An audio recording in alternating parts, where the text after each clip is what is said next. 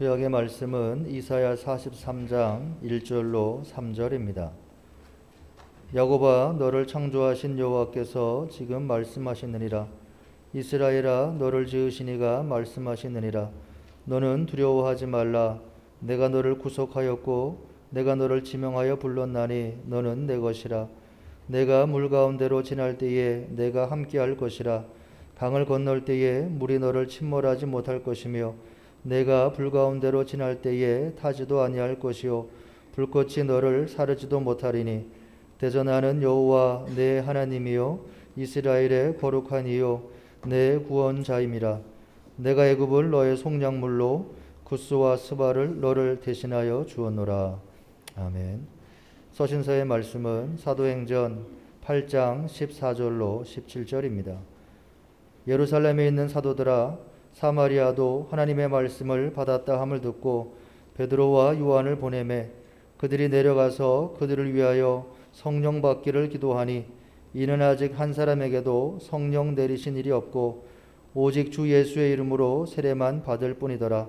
이에 두 사도가 그들에게 안수하며 성령을 받는지라. 아멘. 복음서의 말씀은 누가복음 3장 15절로 17절, 21절로 22절입니다. 백성들이 바라고 기다림으로 모든 사람들이 요한을 혹 그리스도이신가 심중에 생각하니 요한이 모든 사람에게 대답하여 이르되 나는 물론 너희에게 세례를 베풀거니와 나보다 능력이 많으신 이가 오시나니 나는 그의 신발끈을 풀기도 감당하지 못하겠노라. 그는 성령과 불로 너희에게 세례를 베푸실 것이요 손에 키를 들고 자기의 타작마당을 정하게 하사 알곡은 모아 곳간에 들이고 쭉정이는 꺼지지 않는 불에 태우시리라. 백성이 다 세례를 받을새 예수도 세례를 받으시고 기도하실 때에 하늘이 열리며 성령이 비둘기 같은 형체로 그의 위에 강림하시더니 하늘로부터 소리가 나기를 너는 내 사랑하는 아들이라 내가 너를 기뻐하노라 하시니라. 아멘. 주님의 말씀입니다.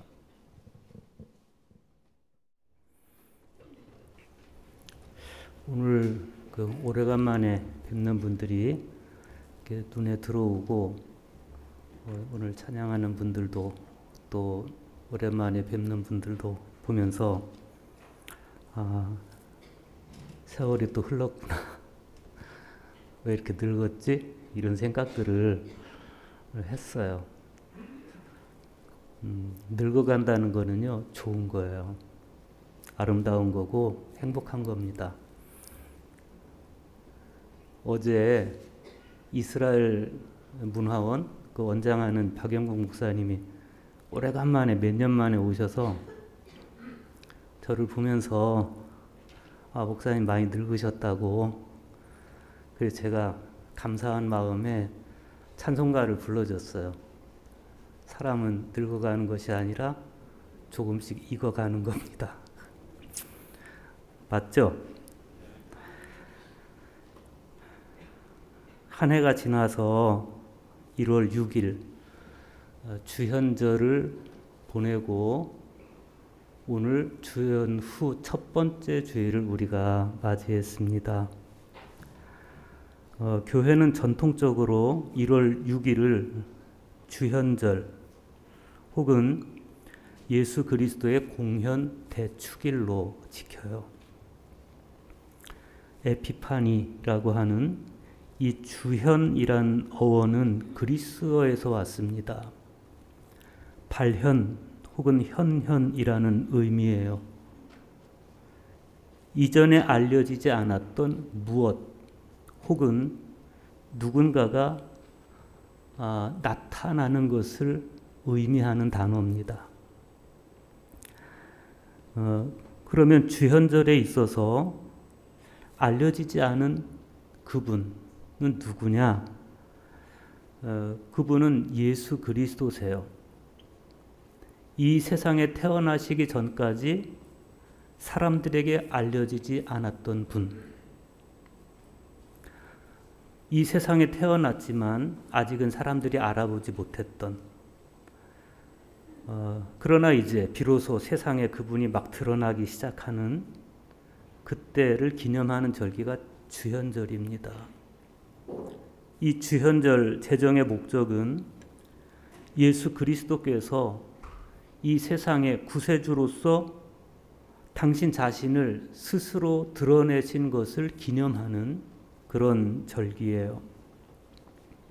동방교회와 서방교회는 각각 2세기경부터 낮이 확연하게 길어지기 시작하는 동지부터 13일이 지난 1월 6일까지 그 1월 6일을 이제 기점으로 성탄일을 지켰습니다.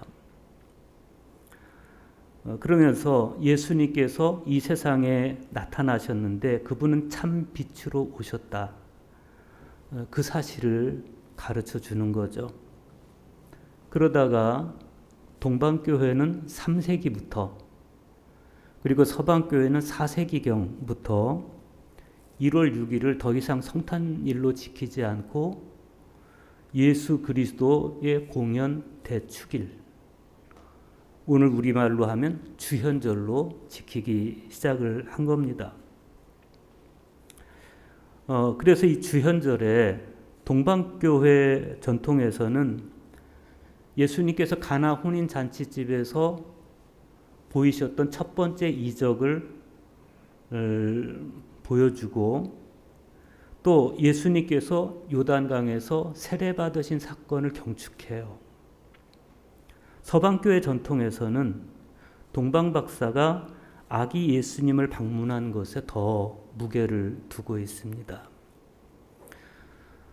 그래서 이제 오늘은 주현후 첫째 주일이라서 우리가 예수님께서 세례받으신 것을 성경에서 보는데 해마다 1월 6일 주현절에는 본문이 똑같아요. 가해, 나해, 다해 똑같이 마태복음 2장 1절 이하의 말씀.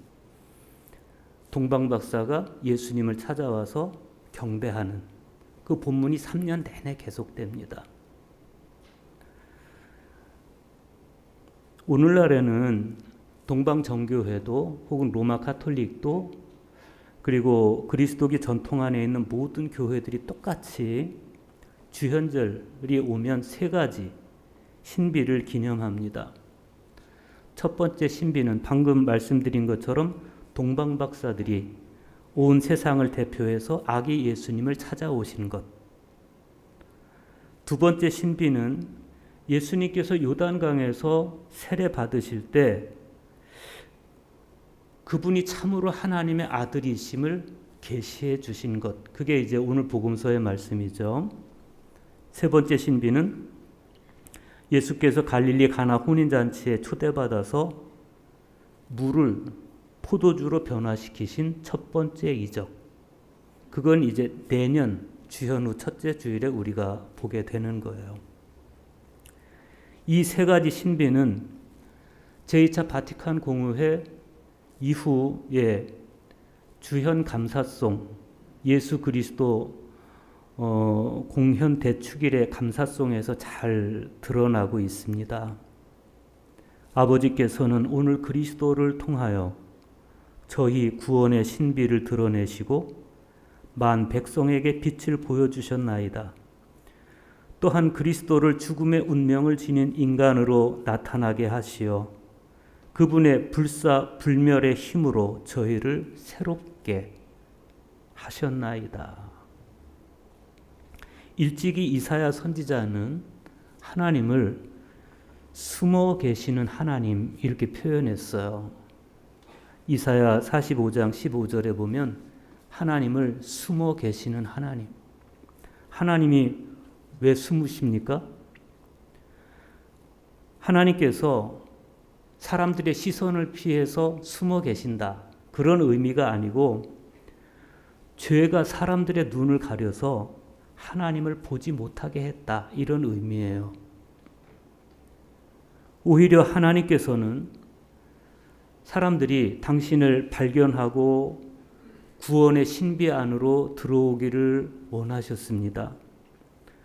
그래서 각 시대마다 그 동시대 사람들이 하나님을 볼 수 있도록 하나님은 당신을 나타내 보이셔요. 대개는 말씀으로 보이세요.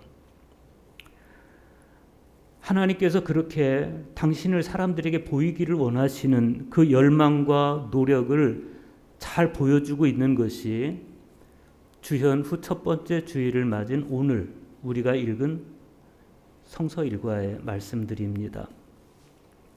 오늘 구약 성경에서 하나님은 당신을 이스라엘을 창조하신 여호와 그리고 이스라엘을 구속하신 여호와로 나타내십니다. 그러면서 이스라엘이 물 가운데로 지날 때 내가 함께 할 것이다. 불 가운데로 지날 때도 타지 않게 하실 것이다. 이렇게 말씀해 주세요. 이 말씀은 오래전 이사야라고 하는 고대 시대 선지자가 당시 사람들에게 포로 생활하던 유다 백성들에게 한 이야기이지만 그러나 성령의 은총 안에서 현재화하고 있다. 즉 성령의 은총 안에서 우리에게 주시는 음성으로 우리는 받아들이는 겁니다. 복음서에서는 예수님이 요단강에서 세례 받으시던 한 장면 안에서 하나님이 당신을 보여주세요. 우리는 그 하나의 장면에서 삼위일체 하나님을 다 봐요. 성자 예수님께서 요한에게 세례를 받으시고 기도하실 때 그때 하늘이 열리고 성령이 비둘기 같은 형체로 성자 위에 강림하십니다. 그리고 성부 하나님의 음성이 들려와요. 너는 내 사랑하는 아들이다. 내가 너를 기뻐하노라. 그리고 오늘 서신서의 말씀을 보면 초기 그리스도인들 위에 성령으로 임하신 하나님을 보여줍니다. 당시 사마리아 사람들은 빌립으로부터 말씀을 받았어요. 그러나 아직 그들에게는 성령이 내리지 않고 있었고 오직 예수의 이름으로만 세례를 받고 있었습니다. 그런데 베드로와 요한이 그들이 성령 받기를 기도하고 그들에게 안수하자 성령께서 그들에게 임하셨습니다.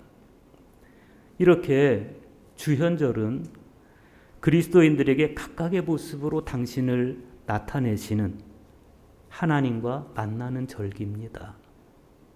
그래서 헬리나웨는 이 주현절을 사랑과 마주치는 계절 이렇게 불렀어요. 구약 성경 안으로 먼저 들어가 보겠습니다. 이사야 43장 1절 보십시오. 야곱아 너를 창조하신 여호와께서 지금 말씀하시느니라. 이스라엘아 너를 지으신 이가 말씀하시느니라. 이사야 40장에서부터 55장까지는 제2 이사야 선지자가 선포한 말씀입니다. 이 제2 이사야 선지자가 활동했던 시기는 바벨론 포로기가 막 끝나가던 그 시기입니다. 이때 바벨로니아는 제국을 확장하기 위해서 다른 나라들하고 많은 전쟁을 벌여요. 메데와 전쟁을 벌이고 리디아와 전쟁을 벌이고 이집트와 전쟁을 벌이고 그렇게 패권을 다투는 전쟁을 벌이다가 점점 한 번씩 하나씩 패하기 시작하면서 국군이 계속 쇠퇴하는 그런 과정에 있다가 BC 539년 페르시아의 고레스 왕에게 완전히 굴복해버려요. 그런 역사의 격변기에 활동한 사람이 제2 이사야 선지자입니다. 그런데 그때 이 이사야 선지자가 불렀던 여호와의 종의 노래, 이 여호와의 종의 노래는 총 4차례에 걸쳐서 나타나요. 이 여호와의 종의 노래를 보면 이사야가 얼마나 많은 고난과 어려움을 겪었는지를 알 수가 있습니다. 그럴 수밖에 없었던 것이 비록 지금 그 바벨로니아 제국이 쇠퇴기에 있다고는 해도 그래도 아직 서슬이 퍼런 그런 때였습니다. 그런데 그런 때 이 이사야가 바벨론의 패망을 자꾸 노래를 하는 겁니다. 그러니 바벨론 정부에서는 이 이사야 선지자를 반정부 활동가로 지목할 수밖에 없었고 그러다 보니까 자꾸만 박해를 하고 억압을 했던 거예요. 그런데 그렇게 박해를 받고 고통을 겪는 중에 이사야 선지자가 유다 백성들을 향해서 첫 번째 한 말이 뭐냐면 위로하라는 거였습니다. 위로하라. 내 백성을 위로하라. 어떻게 이런 메시지가 가능할까?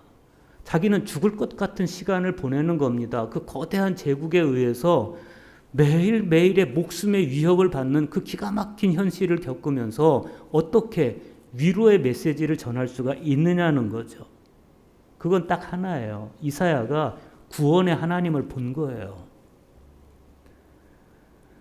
이사야가 전한 말씀에 보면 다양한 고백들이 담겨 있습니다. 그 고백은 하나님에 대한 고백, 또 하나님과 이스라엘의 관계에 대한 고백, 그리고 이스라엘에 대한 고백이에요. 이 고백들은 복합적으로 작용하면서 아주 따뜻한 분위기를 이끌어내고 있습니다. 먼저 이사야에게 있어서 하나님은 어떤 하나님이냐? 야곱아 하고 이름을 불러주시는 하나님, 이스라엘아 이렇게 불러주시는 하나님이세요. 야곱아, 이스라엘아 라고 하는 이 한 쌍의 호칭은 언약 백성들을 향한 하나님의 각별하신 사랑을 아주 애틋하게 보여줍니다. 그렇게 이름을 부르시면서 하시는 말씀이 뭐예요? 너를 창조하신 여호와께서 지금 말씀하시느니라. 너를 지으신 이가 말씀하시느니라 이거예요. 이 말씀은 창세기 1장과 2장을 연상시켜주는 말씀인데 여기서 강조되는 건 뭐냐면 여호와는 그들을 지으신 창조자이시라는 겁니다.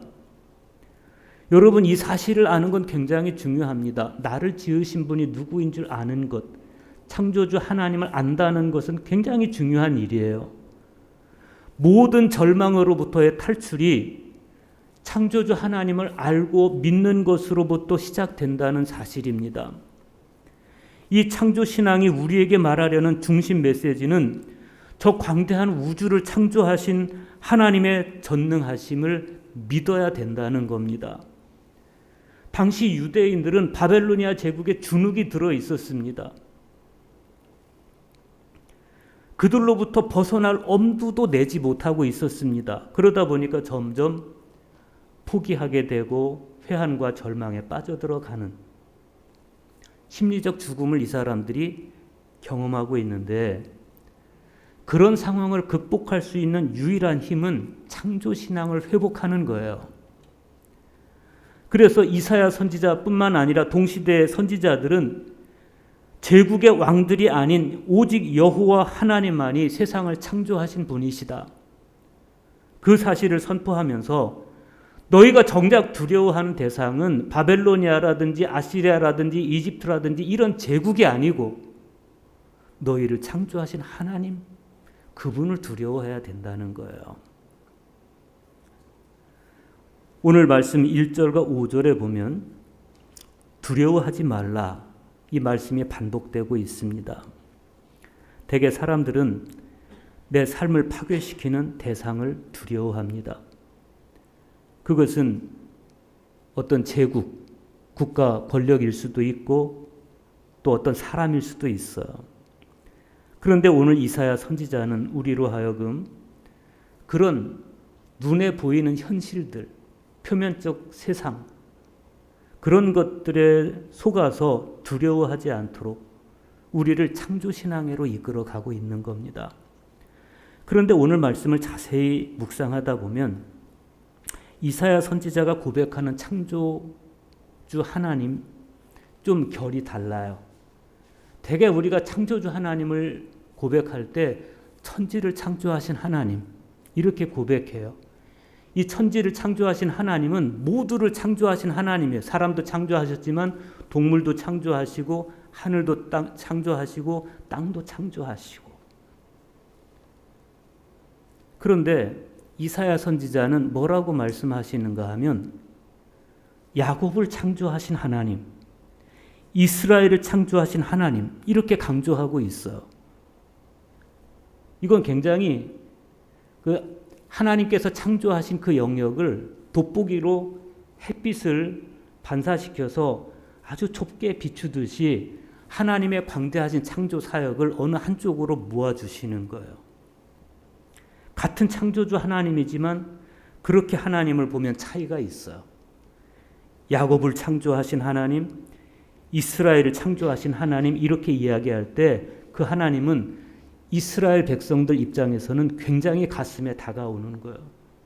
제가 여러분에게 천지를 창조하신 하나님, 그러면 천지가 너무 넓어서 저도 마찬가지고 여러분도 별로 가슴에 와닿지 않아요. 그렇죠? 그런데 아무개 집사님 이름을 부르면서 당신을 창조하신 하나님, 우리 대한민국을 창조하신 하나님, 이렇게 말씀드리면 그러면 받아들이는 느낌이 달라요. 아, 그분은 나를 창조하신 분이구나. 나를 이 세상에 있게 하신 분이구나. 오늘 이사야 선지자는 그 이야기를 하는 겁니다. 이 고백 속에는 우주를 창조하신 하나님이라고 하는 하나님의 보편성을 뛰어넘는 특별한 관계 속에서 우리를 사랑하신 하나님을 향한 고백이 담겨 있습니다. 그래서 한 고대 시인은 시편 139편 16절에서 자기를 정말 사랑스러운 시선으로 바라보시는 하나님의 그 시선을 의식하면서 이런 고백을 합니다. 내 형질이 이루어지기 전에 주의 눈이 보셨으며 나를 위하여 정한 날이 하루도 되기 전에 주의 책에 다 기록이 되어 있나이다. 하나님은 그렇게 나를 사랑하셨다는 거예요. 내 형질이 이루어지기도 전에, 아직 엄마의 태중에 내가 생겨나기도 전에 하나님의 시선은 나를 보고 계셨다. 그리고 그분은 이미 내 이름을 당신 책에 기록하고 계신다. 기가 막힌 하나님 아닙니까? 이사야 선지자가 본 게 바로 그거예요. 단 한순간도 나에게서 시선을 떼지 못하시는 하나님의 사랑, 콕 집어서 내 이름을 불러주시는 하나님, 그 하나님을 본 거예요. 하나님은 너무 애틋하게 나를 사랑하시는 겁니다. 그러니 더 이상 바벨로니아 제국에 주눅 들지 말아라, 이런 말씀이에요. 그런데 더 중요한 건 뭐냐면 그 하나님께서 나에게 말을 걸어오신다는 사실이에요. 여호와께서 지금 말씀하신다, 이 표현은 이사야 선지자가 전하는 메시지의 현실성을 보여주고 있습니다. 하나님은 막연한 하나님이 아니에요. 우주 저 끝에서 막연하게 존재하시는 하나님이 아니라는 겁니다. 하나님은 어떤 하나님이시냐? 지금 내 곁에 계시면서 나에게 말을 걸어오시는 하나님. 야곱을 툭 치면서 싸움을 걸어오시듯이 나를 툭 치면서 말을 걸어오시는 하나님을 이사야 선지자가 본 거예요. 그 하나님께서 뭐라고 말씀하십니까? 너는 두려워하지 말라. 내가 너를 구속하였고 내가 너를 지명하여 불렀나니 너는 내 것이라. 여기서 내가 너를 구속하였고와 내가 너를 지명하여 불렀나니 라는 이 두 동사는요, 완료형입니다. 소위 예언적 완료형, 이렇게 부르는데 이미 이루어진 사실을 선포하는 거예요. 더구나 이 말씀을 보면 너 그리고 나라고 하는 인칭 대명사가 반복적으로 등장하고 있습니다. 이스라엘이 아무리 영적 무지에 빠져 있고 그들이 영적 무지 속에서 무감각 속에 있다 할지라도, 그러나 말씀하는, 너에게 말을 걸고 있는 나를, 그리고 내 말을 듣고 있는 너를 잊지 말아야 된다. 그거예요. 그리고 이어지는 말씀을 보면 이스라엘을 구속하신 하나님의 행동이 아주 구체적으로 묘사되어 있고 또 하나님의 자기소개가 묘사가 되어 있어요. 이스라엘을 구속하시는 하나님의 행동은 어떻게 묘사되어 있습니까? 네가 물 가운데로 지날 때 내가 함께 할 것이라. 강을 건널 때 물이 너를 침몰하지 못하게 할 것이며 네가 불 가운데로 지날 때 타지도 않게 할 것이다. 불꽃이 너를 사르지도 못하게 못하리니 대저 나는 여호와 네 하나님이요 이스라엘의 거룩한 이요 네 구원자이심이라. 물 가운데로 지날 때라든지 불 가운데로 지날 때라는 표현은 구약 성경에서 아주 위험한 또 그런 재앙, 위험한 재앙을 표현할 때 그때 자주 사용되던 은유였습니다. 특히 물 가운데로 지날 때라고 하나님께서 말씀하시면 그 사람들은 역사 속에서 경험한 게 있어요. 자기 조상들이 출애굽했을 때 홍해를 건너던 그 순간 하나님께서 물 가운데서 지켜주셨던 역사적 경험 자연스럽게 떠올리죠. 그때와 마찬가지로 현재에도 지금도 나는 너희를 물 가운데서 구해내고 불 가운데서 구해낼 여호와 네 하나님이고 이스라엘의 거룩한 이고 너의 구원자이다. 하나님의 말씀이에요. 하나님의 이 자기 소개가 오늘 우리에게도 현실적인 힘이 되기를 축복합니다.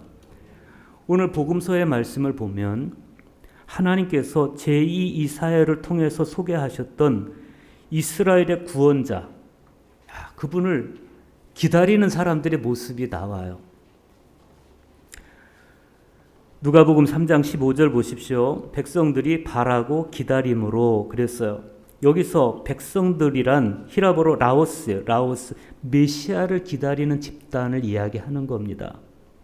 그리고 바라고 기다림으로 라는 표현은 그들이 종말론적 메시아의 기대를 가슴에 품고 있는 사람들이었다는 것을 보여줍니다. 그들은 그 메시아를 기다리면서 지난한 세월을 지냈는데 400년을 그렇게 시간을 보내요. 400년. 그 400년 동안의 바람과 기다림의 시간은 그들에게는 정말 어두운 시간이었고 고통스러운 시간이었습니다.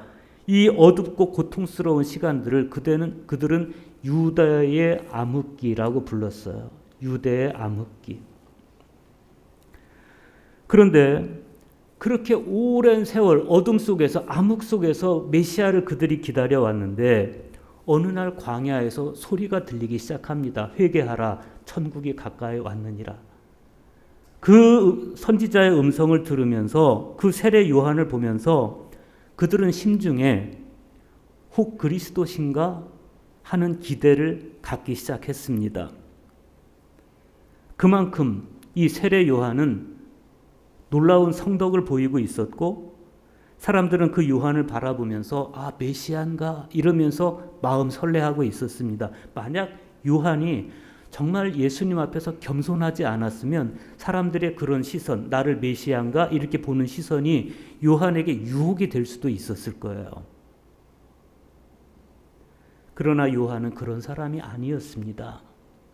요한은 자기를 메시아로 보는 백성들의 엇나간 기대를 수정시켜 줍니다. 그러면서 예수님을 그들에게 소개해줘요. 요한복음에 보면 보라 세상죄를 지고 가는 하나님의 어린 양이시다. 이러면서 자기들을 향하고 있는 시선을 예수님께 보내요.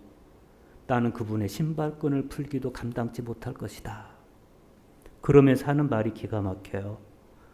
오늘 말씀 16절과 17절 보십시오. 나는 물로 너희에게 세례를 베풀거니와 나보다 능력이 많으신 이가 오시나니 나는 그의 신발끈을 풀기도 감당하지 못하겠노라.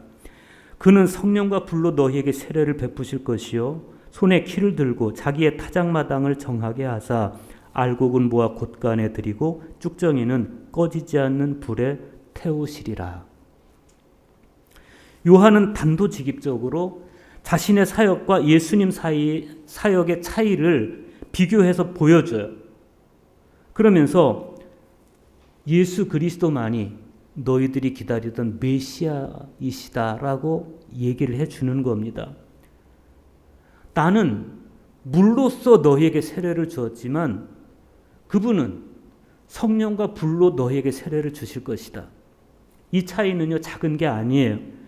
자신은 물로 세례를 줌으로써 과거에 지은 죄를 회개하도록 이끌어주는 것까지만 할 수 있지만, 그러나 주님은 사람들에게 자기 안에 있는 성령을 보내주셔서 사람들이 하나님의 거룩한 본성에 참여할 수 있도록 이끌어주시는 분이시다. 그런 말씀이죠. 그게 왜 그렇게 중요한지 오늘 서신서의 말씀이 우리에게 보여줘요. 사도행전 8장 14절에서 17절 말씀입니다. 예루살렘에 있는 사도들이 사마리아도 하나님의 말씀을 받았다 함을 듣고 베드로와 요한을 보내매 그들이 내려가서 그들을 위하여 성령 받기를 기도하니 이는 아직 한 사람에게도 성령 내리신 일이 없고 오직 주 예수의 이름으로 세례만 받을 뿐이더라. 이에 두 사도가 그들에게 안수하며 성령을 받는지라. 빌립의 전도를 통해서 사마리아 사람들이 그리스도를 영접하고 세례받았다는 소식이 들려올 때 그때 예루살렘 교회에서 베드로와 요한을 사마리아에 보내요. 그런데 베드로와 요한이 가서 보니까 사마리아 사람들이 세례를 받기는 받았는데 그러나 그들 중에 그 누구에게도 성령은 임하지 않고 있었어요. 그래서 베드로와 요한이 그들에게 안수했더니 그들이 성령을 받더라는 이야기입니다. 여러분, 성령으로 세례를 받는 것이 왜 그렇게 중요합니까? 여러분은 물 세례 받은 것으로 만족하고 계십니까? 아닙니다. 여러분들에게 성령이 임하셔야 됩니다. 그게 왜 그렇게 중요한지 오늘 말씀이 우리에게 보여줘요.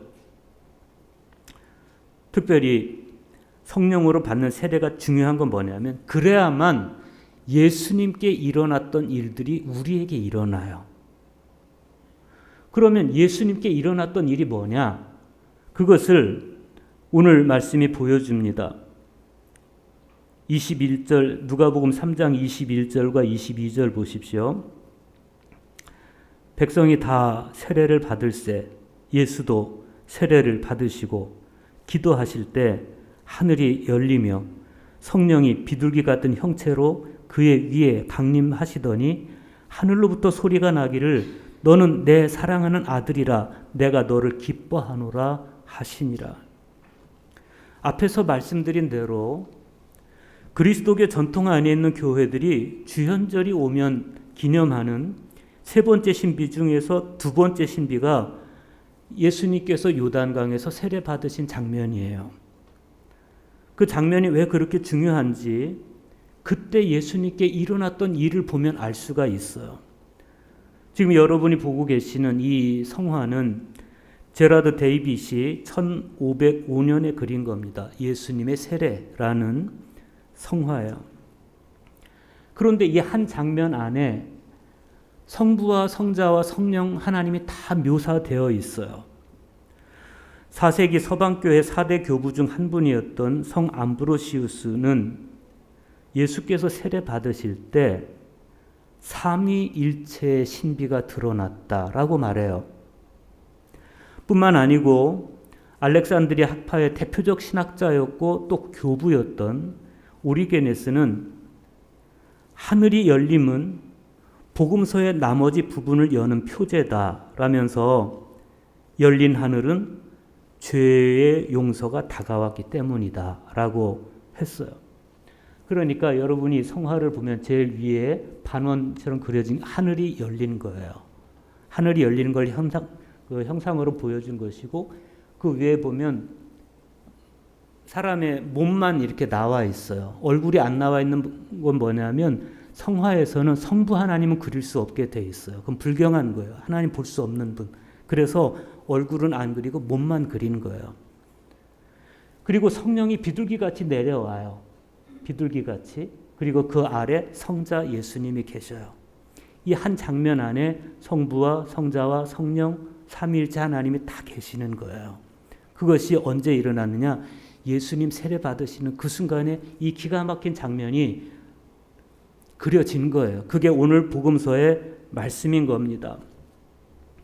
참 하나님이시고 참 사람이신 성자 예수 그리스도, 그 아들을 사랑하시면서 기뻐하시는 성부 하나님, 비둘기 같은 형체로 그 아들 위에 강림하고 계시는 성령님께서 타락한 인간들이 세례를 받음으로 죄의 용서를 얻게 하시고 더 나아가서 성령 세례를 받음으로 예수님께 일어났던 바로 그 일, 즉 삼위일체 하나님이 한자리에서 임재하시는 그 놀라운 은총이 우리에게도 일어나도록 하시는 신비 중의 신비인 것이죠.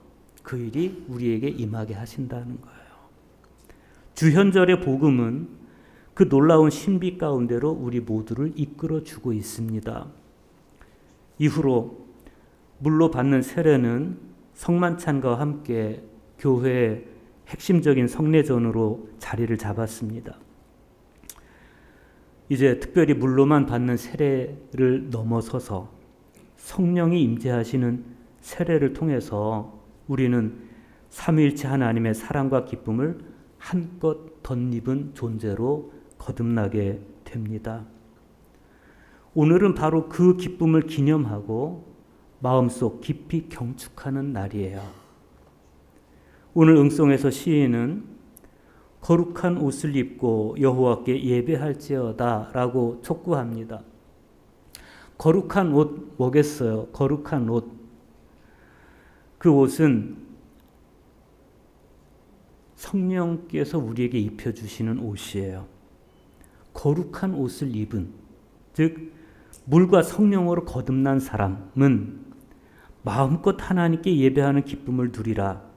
이 겉면의 시적 표현이 바로 거룩한 옷을 입고 하나님께 예배할지어다 이 말씀입니다. 삼위일체 하나님 안에서 구원의 신비를 드러내시고 예수 그리스도를 통해서 당신의 자녀 삼아주신 우리를 바라보시면서 사랑스러워하시고 기쁨을 감추지 못해 하시는 그 하나님께 오늘 삼위일체 하나님 신비 안에서 행복이 가득한 예배를 드리는, 하나님께 드리는 그런 우리 모두가 될 수 있기를 축복합니다.